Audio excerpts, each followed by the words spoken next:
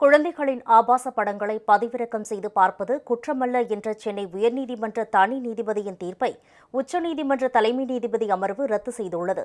சென்னை அம்பத்தூரைச் சேர்ந்த 28 வயது இளைஞர் ஒருவர் தனது கைபேசியில் குழந்தைகளின் ஆபாச படங்களை பதிவிறக்கம் செய்து பார்த்ததாக காவல்துறையினர் போக்சோ சட்டத்தின் கீழ் வழக்கு பதிவு செய்தனர்.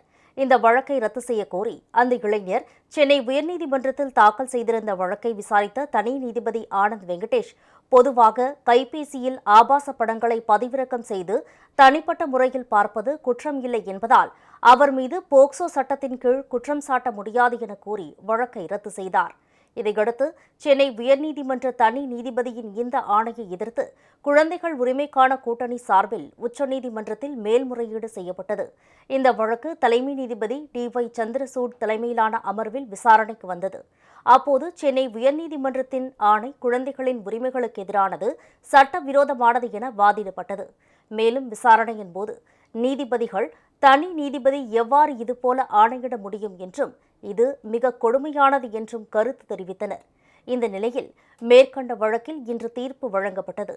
அதில் நீதிபதி ஆனந்த் வெங்கடேஷ் தன் தீர்ப்பு மூலம் மிக மோசமான தவறு செய்திருக்கிறார் என்றும், எனவே அந்த ஆணையை ரத்து செய்கிறோம் என்றும் நீதிபதிகள் ஆணையிட்டனர்.